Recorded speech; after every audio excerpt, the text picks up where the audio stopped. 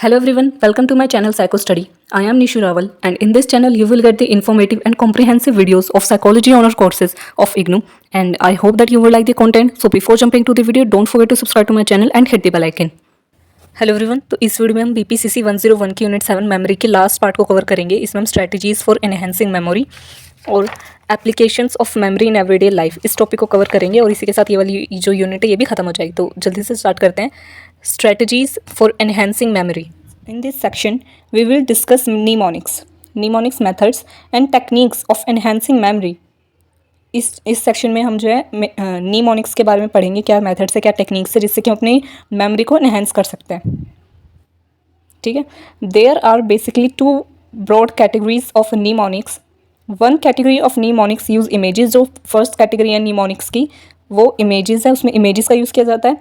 While other uses principles of organisation, जबकि दूसरे में जो ऑर्गेनाइजेशन के प्रिंसिपल्स का यूज़ कर जाता है टू मेमोराइज इंफॉर्मेशन, किसी भी इंफॉर्मेशन को याद रखने के लिए।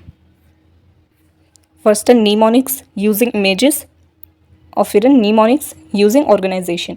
तो हम स्टार्ट करते हैं निमोनिक्स यूजिंग इमेजेस से कि किस तरह इमेजेस, जो निमोनिक्स इमेजेस है उनका यूज़ करके हम अपनी मेमोरी, जो भी इंफॉर्मेशन हमारे पास उसको मेमोराइज करते हैं, अपनी मेमोरी को इन्हेंस करते हैं। निमोनिक्स यूजिंग इमेजेस, इसमें फर्स्ट है method of lossy.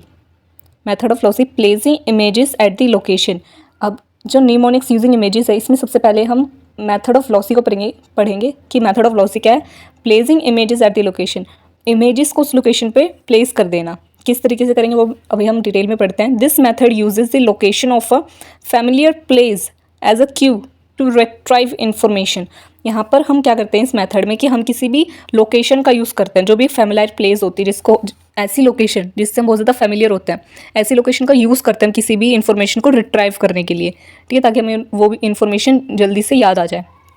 Now suppose, अब यहाँ पे एग्जांपल के तौर पे हमें एग्जांपल से हमें समझाया गया है। Now suppose you want to learn a list of objects that you want to buy from a nearby grocery store. The list contain item like egg, tomato, pan washing powder and salt. अब आप suppose करो कि आपको एक list है objects की जो कि आपको मार्केट से खरीदनी है। अब उस लिस्ट में आपको egg, tomato, pan washing powder और सॉल्ट ये सब लाने को बोला गया है। ठीक है, अब आपको वो लर्न करनी है वो लिस्ट।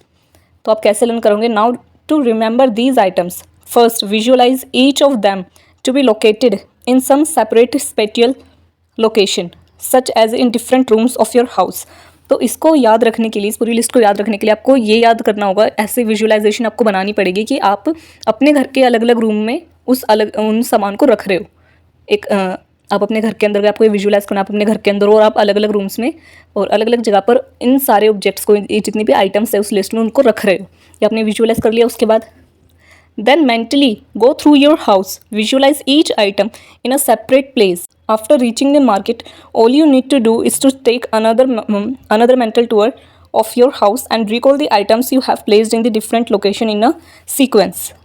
तो इसके बाद क्या होता है कि जब आप मार्केट में पहुंच गए उस टाइम पर आपको लिस्ट रिट्राइव करनी है, लिस्ट दोबारा से याद करने की क्या क्या सामान था उस लिस्ट में।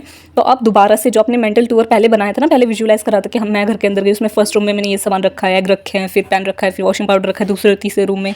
तो इस तरीके से आपको दोबारा से जब आप मार्केट में पहुँचो उस टाइम पर दोबारा से आपको वो मेंटल टूर करना है अपने घर का और दोबारा से ये याद करना है कि आपने कौन से रूम में कौन सा सामान रखा था और कितना सामान था। तो इस तरीके से आप जो उस इन्फॉर्मेशन को जल्दी से रिट्राइव करोगे। यही होता है method of lossy, placing images at a location. जो हमने इमेजेस बना रखी हैं, जितनी भी हमारे पास इमेजेस है, जितने आइटम्स, उनको एक लोकेशन में प्लेस करना। तो ये था इमेजेस को यूज़ करके, जिसका फर्स्ट मेथड था मेथड ऑफ लॉसी। अब इसके सेकंड मेथड पे चलते हैं। अब सेकंड मेथड है कीवर्ड मेथड। कीवर्ड मेथड क्या है? The keyword method is considered appropriate for learning vocabulary and foreign language. जो कीवर्ड मेथड है ना, ये फॉरेन लैंग्वेज को लर्न करने में या फिर किसी भी लैंग्वेज को लर्न करने में, वोकैबुलरी को लर्न करने में बहुत ज़्यादा अप्रोप्रिएट माना जाता है, बहुत ज़्यादा अच्छा माना जाता है कि इससे जल्दी से याद हो जाते हैं कोई भी फॉरेन लैंग्वेज है या फिर कोई भी वोकैबुलरीज है। In this method any two pieces of information are linked using images. इसमें क्या होता है इस मेथड में कि कोई भी दो इन्फॉर्मेशन आपके पास, ठीक है, उन दोनों को आप लिंक करोगे, एक दूसरे से कनेक्ट करोगे। Now suppose you want to extend your vocabulary for the English language. अब आपको ये सपोज करना है कि आपको अपनी इंग्लिश में वोकैबुलरी जो है स्ट्रॉन्ग करनी है। You come across a word scowl. अब आपको एक वर्ड मिला इंग्लिश में, आपने पढ़ा स्काउल। अब आपको स्काउल का मतलब आपको याद रखने के लिए आप क्या टेक्निक, इसको किस तरीके से यूज़ कर सकते हो इस कीवर्ड मेथड को। विच स्टैंड्स फॉर, जो स्काउल है इसका मीनिंग क्या है? एन एंग्री और बैड टेम्पर्ड एक्सप्रेशन। एक गुस्से वाला और बैड टेम्पर्ड जो एक्सप्रेशन है उसको कहते हैं scowl. In order to learn its meaning, इसके मीनिंग को लर्न करने के लिए first you need to find a keyword. अब आपको एक कीवर्ड फाइंड आउट करना पड़ेगा। A familiar word that sound similar to the target word scowl.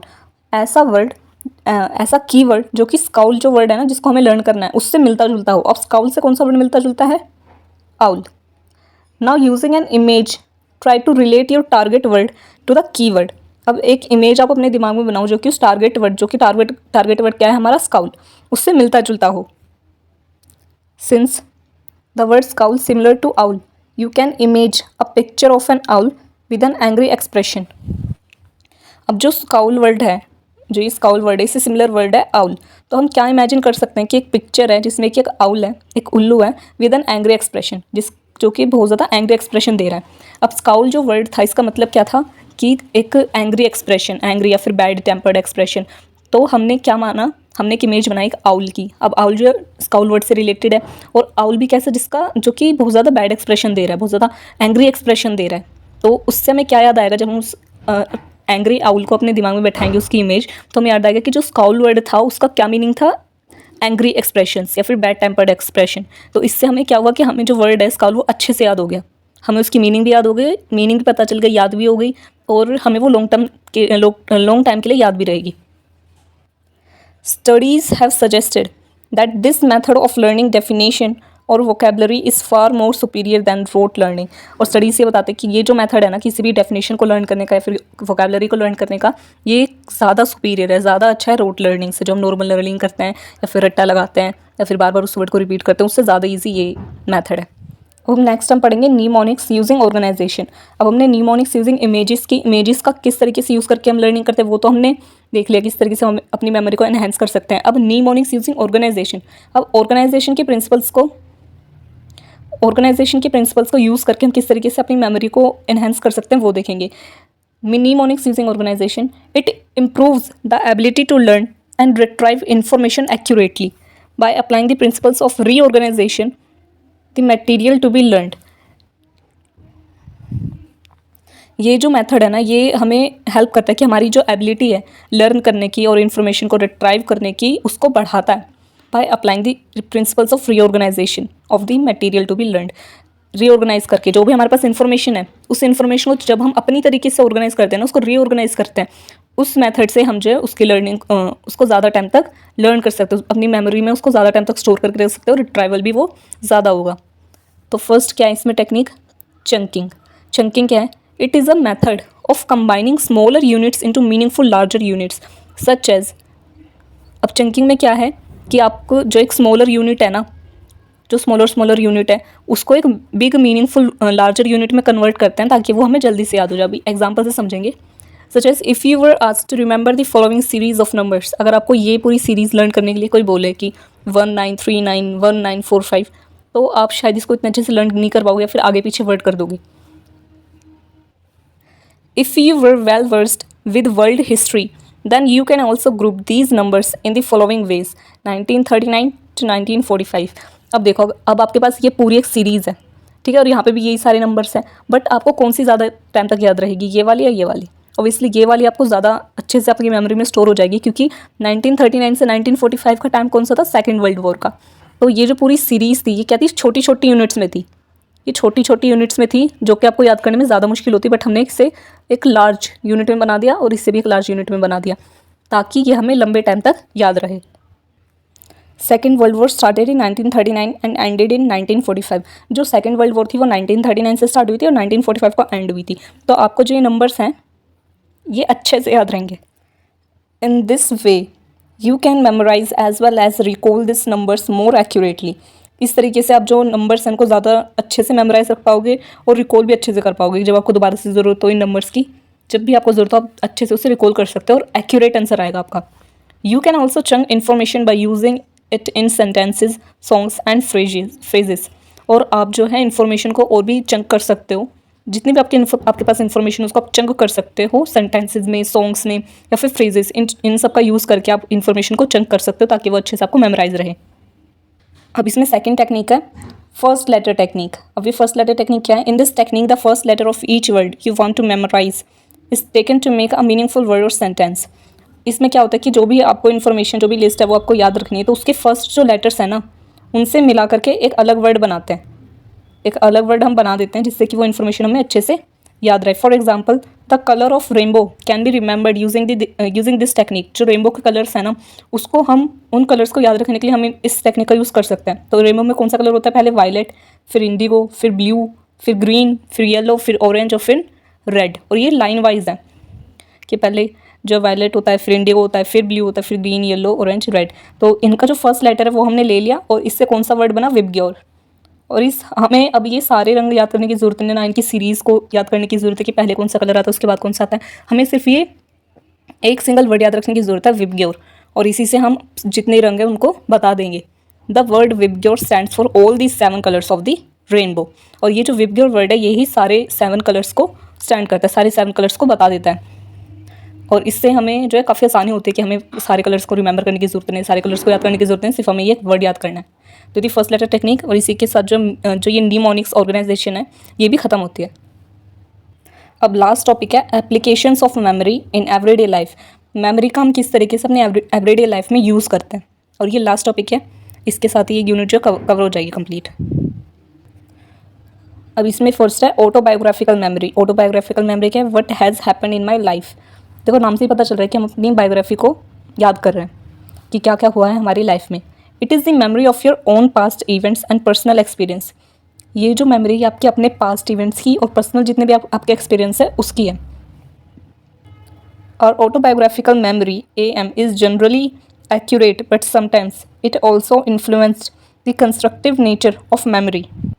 Generally जो हमारी AM होती है यानी कि ऑटोबायोग्राफिकल मेमोरी होती है वो एक्यूरेट ही होती है, but sometimes it also influenced the constructive nature of memory. But sometimes क्या होता है कि जो हमारी कंस्ट्रक्टिव नेचर है ना मेमोरी को, ये उसको इन्फ्लुएंस्ड भी उससे इन्फ्लुएंस्ड भी हो जाती है। But do we remember life events from all periods of life equally. But क्या जो जितने भी हमारे लाइफ इवेंट्स हैं, हमारी लाइफ के जितने भी पीरियड्स हुए हैं, हमारी जो चाइल्डहुड हो गई, मिडल एज हो गई, फिर ओल्ड एज हो गया, हम सबको याद रख पाते हैं या फिर सबको इक्वली याद रख पाते हैं?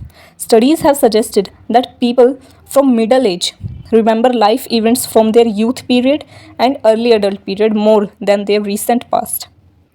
स्टडीज़ ये बताती हैं कि जो लोग मिडल एज में होते हैं अपनी, वो जो अपने जितने लाइफ इवेंट्स होते हैं related to their youth period, जो उनकी यूथ पीरियड होते हैं, फिर अर्ली एडल्ट पीरियड होता है, उसको ज़्यादा याद रखता है अपने रीसेंट पास्ट के मुकाबले। यानी कि जो उनका रीसेंट पास्ट होता है ना, कि कल क्या हुआ था या उससे पहले क्या हुआ था, वो उनको इतना याद नहीं रहता। बट जो उनका यूथ पीरियड होता है ना, कि जैसे जो मिडिल एज के लोग होते हैं याद करते हैं कि उनका स्कूल कैसा था, स्कूल लाइफ कैसी थी, और वो कॉलेज में उनके साथ क्या क्या हुआ था, वो उन्हें ज़्यादा याद रहता है, बल्कि रीसेंट पास्ट उन्हें इतना याद नहीं रहता है। तो यहाँ पर जो ये था क्वेश्चन कि do we remember life events from all periods life equally, तो ऐसा नहीं है। स्टडीज़ ने क्या बताया कि जो मिडिल एज में जो लोग होते हैं वो अपने यूथ पीरियड को या फिर अर्ली एडल्ट पीरियड को ज़्यादा याद रखते हैं अपने रीसेंट पास्ट से। मारिगॉड लिंटन ने क्या बताया था? इन्होंने एक क्लासिक स्टडी करी थी AM पे, यानी कि ऑटोबायोग्राफिकल मेमोरी पे, यूजिंग एबिंगस मेथड ऑफ इंट्रोस्पेक्शन। जो एबिंगस का इंट्रोस्पेक्शन मेथड था उससे इन्होंने एक स्टडी करी थी, क्लासिक स्टडी करी थी ऑटोबायोग्राफिकल मेमोरी पे। और इंट्रोस्पेक्शन मेथड क्या होता है कि इंट्रोस्पेक्शन मेथड, जैसे मैंने पहले बता रखा है पहली वीडियोज़ में, कि इंट्रोस्पेक्शन मेथड वो मेथड होता है जब हम अपने ऊपर खुद ही स्टडी कर रहे होते हैं, अपने एक्सपीरियंसेस को लेकर के अपने ऊपर ही स्टडी करते हैं और रिजल्ट भी हम ही निकालते हैं, तो वो होता है introspection method. She kept a diary, उन्होंने एक डायरी को रखा था अपने साथ फॉर 6 पीरियड्स, 6 पीरियड्स के लिए, recording at least 2 events per day. उन्होंने 2 इवेंट्स को हर रोज़ जो उन्होंने रिकॉर्ड करा था। She studied this recorded memories to understand the nature of AM। और इन्होंने जो है क्या नेचर है AM का उसको स्टडी करने की कोशिश करी थी, इससे कि उन्होंने अपने 6 पीरियड्स के लिए जो डायरी थी उसको अपने साथ रखा और हर रोज़ वो 2 इवेंट्स ज़रूर लिखती थी उसमें। और इस तरीके से उन्होंने इंट्रोस्पेक्शन मेथड करा था AM के ऊपर। तो यही था ऑटोबायोग्राफिकल मेमोरी की हमारी जो पर्सनल लाइफ है, पास्ट इवेंट्स हैं, जो पर्सनल एक्सपीरियंसेस हैं, वो क्या है, वो जो मेमोरीज हैं उसको कहते हैं ऑटोबायोग्राफिकल मेमोरी। अब सेकंड है फॉल्स मेमोरी। फॉल्स मेमोरी क्या है? फॉल्स मेमोरी से नाम से ही समझ में आ रहा है कि गलत memory. As the name suggest it is the memory of an event that never happened. नाम से ही पता चल रहा है कि वो मेमोरी है, उस इवेंट को याद रखते हैं जो कि कभी हुआ ही नहीं था। It can be defined as mental experience that is mistakenly taken to be a veridical representation of an event from one's personal past। इसको हम ऐसे भी डिफाइन कर सकते हैं जो फॉल्स मेमोरी है, a mental expression that is mistakenly taken. To be a veridical representation, veridical means real, यानी कि कोई भी ऐसा इवेंट जो कि हुआ ही नहीं है, या फिर हम उससे हम कोई भी हमारी जो मेंटल जो कॉग्निटिव प्रोसेसेस हैं वो क्या करते हैं कि उस इवेंट को जो कि हुआ नहीं है या फिर वो हुआ नहीं है उससे रिलेटेड कुछ और हुआ है, तो उसको हम रियल परसीव करते हैं, रियल रिप्रेजेंट करते हैं अपने दिमाग में कि कोई ऐसा इवेंट है जो आपके साथ नहीं हुआ है, फिर भी हम उसे अपने ऊपर ले लेते हैं कि नहीं हमारे साथ भी ऐसा हुआ है। कुछ सिंड्रोम्स भी होते हैं ऐसे जिसमें हम जो गलत जो फॉल्स मेमोरी है उस ऐसे जो इवेंट्स है जो कि रियल में हुए नहीं है उसको हम रियल मान लेते हैं। अपने पर्सनल पास्ट में जो हमारे इवेंट्स होते हैं जो कि एक्चुअल में हुए ही नहीं हैं उनको हम रियल मानते हैं। Also known as recovered memory, से रिकवर्ड मेमोरी या फिर सीरो मेमोरी भी कहा जाता है। These memories are very vivid and emotionally charged, और ये जो जितनी भी मेमोरीज होती हैं इमोशनली चार्ज होती हैं, मतलब कि हमारे इमोशन से बहुत ज़्यादा इन्फ्लुएंस करती हैं। In a majority of false memory cases, ज़्यादातर फॉल्स मेमोरी केसेस में क्या था, people were found to have a memory associated with the act of childhood sexual abuse और वायलेंस। ज़्यादातर जो फॉल्स मेमोरी के केसेस होते हैं उसमें कहते हैं people were found to be have a memory associated with the act of childhood sexual abuse या फिर वायलेंस। यानी कि ज़्यादातर केसेस में क्या होता है कि जो बच्चे होते हैं, जो जितने भी केसेस हैं ना ज़्यादातर फॉल्स मेमोरी के, उसमें लोगों की जो मेमोरीज है वो ज़्यादातर एसोसिएट करती हैं, रिलेटेड होती हैं उनके चाइल्डहुड ट्रॉमास से, कि बचपन में उनके साथ कुछ बुरा हुआ था, सेक्शुअल अब्यूज़ हुआ था या फिर उनके साथ वायलेंस हुआ था।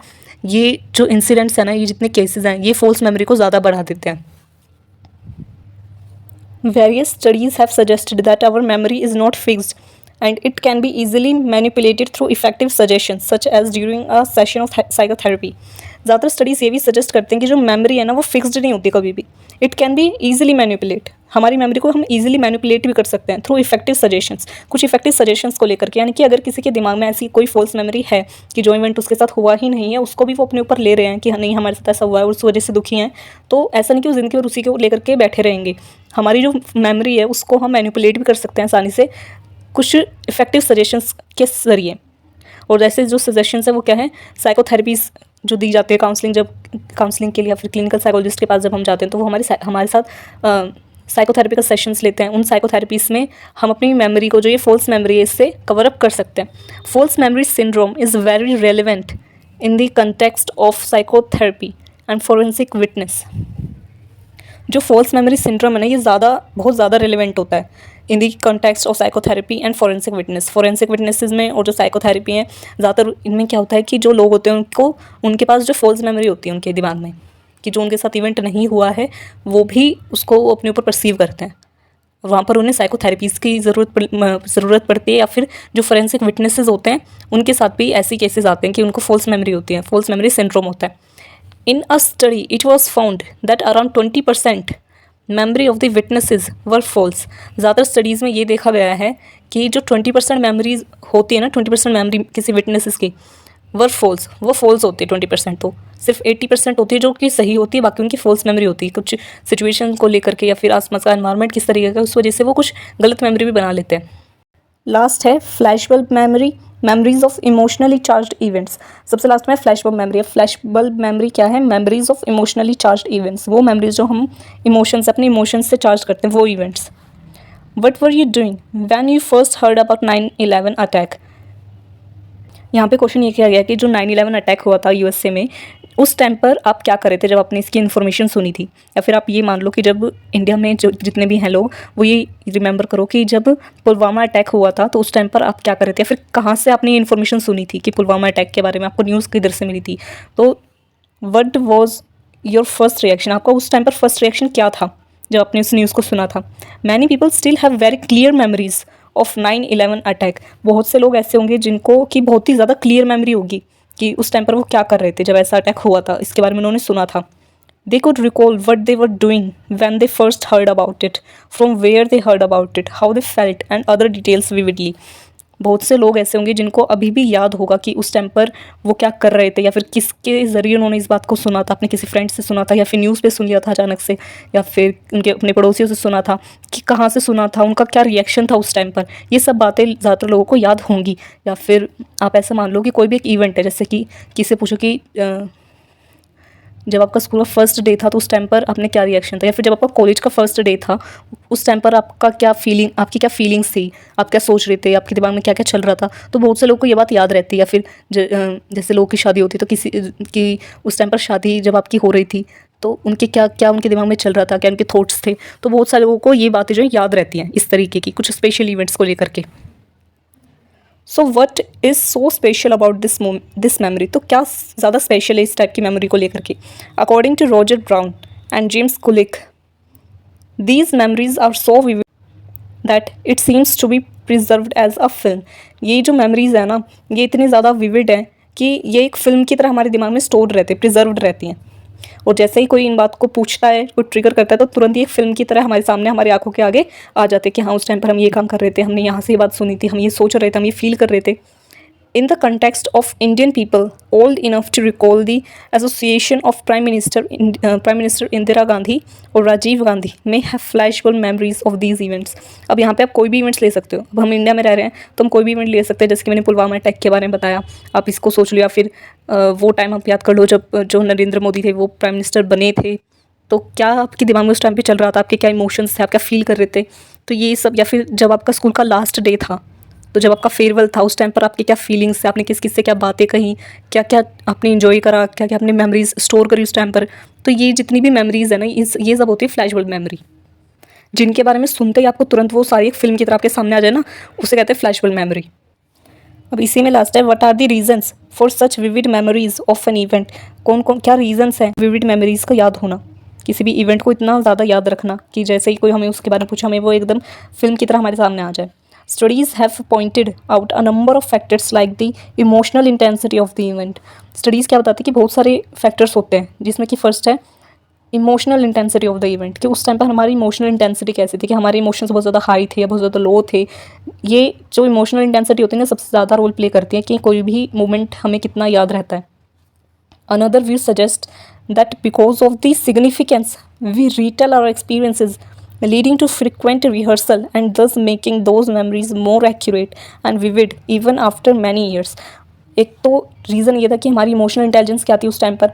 जो दूसरा रीज़न है वो ये है कि हम कितनी बार उस मोमेंट को, उस इवेंट को बता रहे हैं दूसरे लोगों को। जैसे किसी की शादी हुई थी, ठीक है, किसी की नई नई शादी हुई थी, तो वो, या फिर किसी की लव मैरिज हुई थी, तो वो जो है अपने जब उसकी शादी हुई तो उसके बाद सबको बता रहे कि अरे हम पहले इधर मिले थे, फिर हम यहाँ गए थे, फिर हम इस तरीके से हमारी पूरी शादी, हमने घर वालों को इस तरीके से मनाया, फिर हमारी शादी इस तरीके से हुई। तो क्या है, पूरी जो ये स्टोरी है ना, वो हर किसी को बताते हैं। तो इस वजह से उन्होंने क्या एक एक बात याद रहती है कि हम इस रेस्टोरेंट में गए थे, इस रेस्टोरेंट में जाकर के हमने ये खाना खाया था उस टाइम पर, फिर मुझसे ये बात कही थी, फिर मैंने ये बोला था। तो ये छोटी छोटी बातें ये भी इस वजह से याद रहती है क्योंकि हम उससे बहुत बार लोगों को बता रहे होते हैं।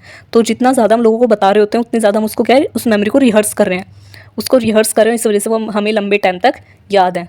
तो ये थी फ्लैशबल्ब मेमोरी, और इसी के साथ जो ये यूनिट है वो इधर ख़त्म होती है। आई होप कि वीडियो आपको अच्छी लगी और ये पूरी यूनिट जो है आपको अच्छे से समझ में आई हो। अगर कोई भी क्वेरी आपकी बच रही हो तो आप कमेंट सेक्शन में लिख करके बता सकते हैं। और प्लीज़ साथ के साथ अपना फीडबैक ज़रूर दिया करें, क्योंकि फीडबैक से बहुत ज़्यादा मोटिवेशन मिलती है। और वीडियो को ज़्यादा से ज़्यादा लाइक कर दें, ज़्यादा से ज़्यादा अपने फ्रेंड्स के साथ शेयर कर दें, और चैनल को सब्सक्राइब करना बिल्कुल भी ना भूलें। और साथ में आप मुझे इंस्टा पर भी फॉलो कर सकते हैं, तो आप इंस्टा पर भी फॉलो करें और चैनल को भी सब्सक्राइब कर दें।